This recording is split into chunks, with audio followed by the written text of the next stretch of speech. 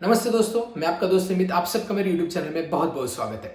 आज हम बात करेंगे फार्मा में होलसेल बिजनेस शुरू करना चाहते हैं तो शुरू करने के बाद इमीडिएटली कौन कौन सी चैलेंजेस आती है। ये मैं बात कर रहा हूँ 2024 और आने वाले सालों की, क्योंकि इससे पहले कुछ चैलेंजेस अलग थी लेकिन अभी बढ़ चुकी है बहुत सारी चैलेंजेस, क्योंकि मार्केट अभी कॉम्पिटिटिव हो चुका है।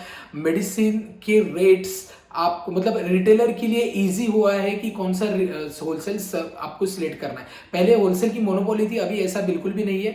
अब होलसेल बहुत ओपन मार्केट हो चुका है, तो इसकी वजह से चैलेंजेस अभी और भी ज़्यादा है। तो मैं आपको चैलेंजेस भी बताऊंगा, साथ में उसका सोल्यूशन भी बताऊंगा। तो अगर आप होलसेल शुरू करना चाहते हैं या आपको ड्रग लाइसेंस मिल चुका है, अभी आप बाकी की प्रोसीजर आप शुरू कर रहे हैं, या फिर आप सोच रहे हैं कि इस बिजनेस को मैं शुरू करूं, तो ऐसे लोगों के लिए ये वीडियो बहुत मददगार है। और साथ ही जिन्होंने होलसेल शुरू किया है, चैलेंजेस आ रही है, उनको भी ये डेफिनेटली मददगार रहेगा।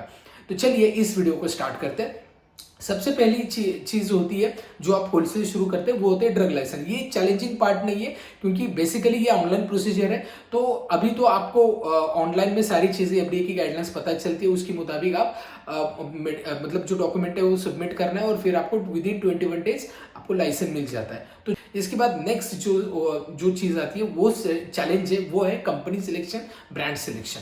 क्योंकि कौन सी कंपनी लेना, कौन सा ब्रांड लेना, ये आज के समय में, क्योंकि इतने ज्यादा कंपनीज हो गई, इतने ज्यादा ब्रांड्स हो चुके हैं, local companies, third party manufacturing, PCD companies भी उतनी आ गई है, एमएनसी कंपनीज भी उतनी आ गई है। तो कौन सी कंपनी आपको सिलेक्ट करनी है, उससे पहले आप ये भी सिलेक्ट कीजिए कि आपको कौन सा होलसेल करना है। Allopathic, generic, surgical, then FMCG करना है, पेट केयर करना है, कौन सा करना है। इसके बेसिस पे कंपनीज अलग अलग रहेगी और उसके ब्रांड्स अलग अलग रहेंगे। तो आपको ये पहले सिलेक्ट कीजिए कि कौन सा होलसेल आप शुरू करना चाहेंगे, उसके मुताबिक आपको कंपनी एंड ब्रांड सिलेक्शन के बारे में जानना है। क्योंकि अगर आप ब्लैंकली जाएंगे किसी भी कंपनी के पास या किसी भी डायरेक्ट डिस्ट्रीब्यूटर के पास, अगर आप ट्रेड कटिंग में बिजनेस करेंगे, तो वो पूछेगा कि कौन से ब्रांड और कितनी क्वांटिटी में चाहिए। ठीक है, तो उसके लिए पहले ही आपके पास वो लिस्ट प्रिपेयर्ड होनी चाहिए जो आप लेना चाहते हैं। बेसिकली कंपनीज कौन सी है वो आप आपके एरिया के एमआर से भी पूछ सकते हैं, रिटेलर कनेक्शन है या रिटेलर का आपका एक्सपीरियंस है तो वो और अच्छा रहेगा। Practical experience always matters. तो आपको वो उसके एक्सपीरियंस के मुताबिक आप कंपनी रख सकते हैं, ब्रांड रख सकते हैं। और शुरुआत करते समय एक ओटीसी ब्रांड के साथ शुरुआत करें, क्योंकि ओटीसी मतलब ओवर द काउंटर, जैसे कि सोप्रामाइसिन क्रीम है, बिकॉसूल है, जेलुसिल है, कॉप्सिल है, स्ट्रेप्सिल है। ये जो क्या है, ये हर ब्रांड, हर एक मेडिकल स्टोर में चलने वाले ब्रांड्स है। तो अगर आपको उसमें अगर आप करते हैं तो एटलीस्ट ऑर्डर जनरेशन के लिए ईजी रहेगा। ठीक है, तो उसके बाद आप कंपनी सिलेक्ट कीजिए जो आपके एरिया में अच्छी चलती है, उसके बाद ब्रांड। ओके, मार्केट रिसर्च बहुत जरूरी है। इसका सोल्यूशन एक ही है, एक तो आप प्रैक्टिकल्स ले लीजिए, कम से कम 4 या 6 महीने तक आपको रिटेल में या होलसेल एजेंसी में भी काम करेंगे, तभी भी आपको इसका एक्सपीरियंस हो सकता है। ठीक है, इसके बाद नेक्स्ट चैलेंज आती है, वो है कस्टमर एक्विजिशन। अब देखिए, आप as a wholesale directly customer को तो नहीं सेल कर सकते, क्योंकि ये B2B बिजनेस है। ओके, तो B2B बिजनेस में आपको रिटेलर को कनेक्ट करना होता है। रिटेलर का कैसे होता है कि कस्टमर जनरेट करने के लिए आप अलग अलग कैंपेन्स कर सकते हैं, डॉक्टर कनेक्शन कर सकते हैं और एरिया में एडवर्टाइजिंग कर सकते हैं, लेकिन ये स्ट्रेटेजी होलसेल में नहीं चलती। होलसेल में आपको रिटेलर तक ही जाना होता है, देयर इज नो ऑप्शन। तो रिटेलर के लिए आपके पास ऑफलाइन ही जाना पड़ेगा। तो एक सिंपल तरीका मैं बताता हूँ इसका। आप एक ग्रीटिंग के साथ जाइए, आप हर एक, चाहे वो कोई भी ग्रीटिंग्स हो, मतलब एक आप बोल सकते हैं कि एक गिफ्ट के साथ जो हर एक रिटेलर को देंगे, जिसको उसके लिए जो बहुत महत्वपूर्ण है। ठीक है, वो आप देंगे, आपके कंपनी का प्रोडक्ट लिस्ट देंगे, जहां पे आपकी पूरी कंपनीज के नाम और उसके ब्रांड्स सारे अवेलेबल होंगे। इसके साथ आपका कार्ड भी दे देंगे। ये चीजें बहुत मायने रखती है। उसके बाद आपको कंटिन्यूअसली विजिट करनी है। आप पहले ही दिन में एक्सपेक्ट ना करें कि आपको ऑर्डर मिलेगी कोई, क्योंकि पहले जो रिटेलर को आप कनेक्ट करेंगे वो किसी से ऑलरेडी कनेक्टेड है, वो आपसे क्यों कनेक्ट रहेगा। इसका रीजन तो होना चाहिए कि हर एक रिटेलर का इंटेंशन अलग होता है। कोई उस पर्टिकुलर होलसेल से लेता है क्योंकि उसका क्रेडिट मुझे ज्यादा मिलता है, कोई या फिर कोई इसके लिए लेता है कि मुझे वहां पे सारी मेडिसिन मिलती है, जब भी मैं चाहूँ तब लेना चाहूँ तो अवेलेबिलिटी होती है। तो उसका रीजन देख लीजिए, उसके अकॉर्डिंगली आपको काम करना है, ठीक है। तो मैंने जैसे बताया कि आप शुरुआत में जो कंपनी रखेंगे वो कंपनी की जानकारी आपको रिटेल को देनी है, क्योंकि रिटेलर तक को जब वो ऑर्डर पर्टिकुलर रहेगी वो आपको कॉल करे, एटलीस्ट वो आपको प्रेफरेंस दे, ठीक है। इसके बाद नेक्स्ट भी चीजें होती है कि आप आपके रिटेलर के लिए कनेक्ट रह सकते हैं व्हाट्सएप थ्रू या किसी भी चैनल थ्रू, जिससे आपको क्या करना है कि आपके एरिया, आपके एजेंसी में जो जो मेडिसिन या ब्रांड अवेलेबल है, कंपनी अवेलेबल है, उसकी जानकारी दीजिए, डेली बेसिस पे दे दीजिए, जिसका रेट भी दे दीजिए, उसकी प्रोडक्ट स्कीम भी दे दीजिए, जिससे वो कनेक्ट रह पाएगा। बहुत सारे लोग ऐसे करते हैं और वहीं से ऑर्डर जनरेट होती है। ऑर्डर जनरेट करने के लिए भी एक ग्रुप बनाइए, आप व्हाट्सएप पे भी ऑर्डर देंगे तो मैं ऑर्डर डिलीवर कर दूंगा, नॉट एन इशू, ठीक है। तो ये कस्टमर एक्विजिशन का प्रॉपर तरीका है। कस्टमर रिलेशनशिप मैनेजमेंट बहुत जरूरी है। इसके साथ नेक्स्ट है कि मार्केट कंपटीशन, क्योंकि ऑलरेडी कई सारे होलसेलर हैं जो कई सारा क्रेडिट देते हैं, अवेलेबिलिटी भी है, हर चीज है उनके पास। अब मैं ये क्यों बता रहा हूँ, क्योंकि आपकी एरिया में कुछ ऐसे होलसेलर होंगे जो कई सारे सालों से चलते आ रहे हैं, उनके जनरेशन टू जनरेशन शॉप्स है, और वहां पे किसी भी रिटेलर को जो चाहिए वही मिलता है, क्योंकि उनका एक्सपीरियंस है, उनकी कंपनी की कनेक्शन स्ट्रांग है। तो ऐसे केस में आपको डेफिनेटली सेकंड प्रेफरेंस ही मिलेगा, क्योंकि वहां पे पहले रिटेलर जाए, क्या है ना, उसका ऑलरेडी क्रेडिबिलिटी है उस मार्केट में, उसको हम ब्रेक नहीं कर सकते, और उसका हमारा वो कंपटीशन है ही नहीं। आप वो मत सोचिए कि उससे मैं कॉम्पीट कैसे करूं, नहीं, उससे कॉम्पीट करना चैलेंजिंग रहेगा आप क्योंकि आप नए हैं। आपको रिटेलर से कनेक्ट करना पड़ेगा, रिटेलर चाहे छोटे हो या बड़े हो, जितने रिटेलर को आप प्रॉपर सर्विसेज दे पाओगे, प्रॉपर रेट दे पाओगे। अब रेट कैसे मिलेगा आपको, एक तो आप डायरेक्ट कंपनी से कनेक्ट करो, अगर आप डिस्ट्रीब्यूटर से भी कनेक्ट करते हो तो डिस्ट्रीब्यूटर से भी आप जो मेडिसिन लेते हो तो देख लो कि उसको आप ज़्यादा प्रॉफिट मार्जिन कैसे कमा सकते हो, जिससे आप आपके रिटेलर को ज़्यादा कैश डिस्काउंट भी दे पाओ, ठीक है। क्योंकि क्या होता है ना, अगर आप के एरिया में किसी रिटेलर बोल रहा है कि अरे वो तो मुझे 4% दे रहा है, 5% क्या डिस्काउंट दे रहा है, आप तो मुझे 2% दे रहे हैं, ठीक है। तो आपको अगर मार्केट को कंपटीशन से चलना है, ठीक है, तो ये सारी चीज़ों के बारे में देखना पड़ेगा, ठीक है। तो आपको कैसे प्रॉफिट मार्जिन आप बढ़ा सकते हैं, प्रोडक्ट स्कीम ले सकते हैं, बल्क परचेस कर सकते हैं, ये चीजें आपको देखनी पड़ेगी। अब देखिए यहाँ पे एक ये भी केस है कि मान लो आपको 8% मिल गया, कुछ लोग ऐसे भी करते हैं, 8% आपको मिल रहा है मार्जिन, तो आप 6% डायरेक्ट रिटेलर को दे रहे हैं एज ए कैश डिस्काउंट, और आप 2% में कमा रहे हैं, लेकिन पूरा स्टॉक दे रहे हैं। और एग्जाम्पल 50,000 की ऑर्डर है, 60,000 के ऑर्डर है, ऐसे बल्क ऑर्डर ऐसे भी करते हैं लोग, आप ऐसे भी कर सकते हैं, डिपेंडिंग आपके एरिया में रिक्वायरमेंट क्या है। ये मैं एलोपैथी की बोल रहा हूँ, जेनरिक में तो और अच्छी है। जेनरिक में तो क्या होता है ना, आपको 10 to 15% मार्जिन रहता है एज ए होलसेलर, और अगर आप किसी भी रिटेलर को काफी अच्छा रेट देते हो, बल्क में भी परचेस करेगा, आप आपका रेट डाउन कर सकते हैं। और आप बल्क परचेस में बोल रहा हूँ, रेगुलर परचेस में आपके पास एटलीस्ट 10% मार्जिन होना चाहिए, ठीक। नेक्स्ट इसमें यही चैलेंज है कि क्रेडिट। अब देखिए क्रेडिट आपको बहुत ज्यादा देना पड़ रहा है। बेसिकली ये बिजनेस ऐसा है कि आप कैश में परचेस करेंगे और क्रेडिट देंगे, और क्रेडिट हर एक को नहीं देंगे, लेकिन बहुत ज्यादा पार्टीज आपको क्रेडिट मांगेंगी। इसमें आप एक तरीका कर सकते हैं, कैश डिस्काउंट ज्यादा दीजिए, क्रेडिट के लिए 2% या 3%, और कैश के लिए आप 5% तक दे सकते हैं, 6% तक दे सकते हैं।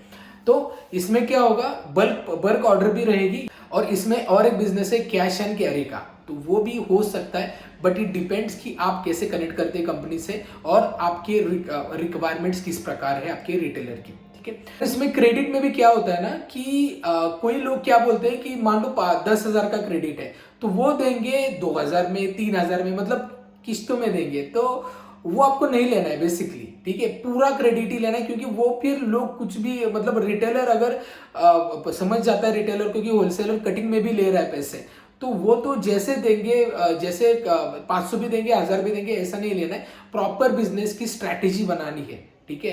क्रेडिट का एक प्रॉपर पॉलिसी आपको बनाना है, आपके बिल के पीछे भी लिख लीजिए, जहां पे चेक बाउंस के 500 रुपए चार्ज, और अगर 21 दिन के बाद पेमेंट आता है तो आपको इंटरेस्ट लगेगा, कुछ भी इंटरेस्ट परसेंटेज आप लिख सकते हैं उस पर, क्योंकि इससे क्या होता है ना, लोगों का अवेयरनेस बढ़ेगा, और साथ ही आपका क्रेडिट कम या मतलब रेगुलर क्रेडिट बढ़ेगा।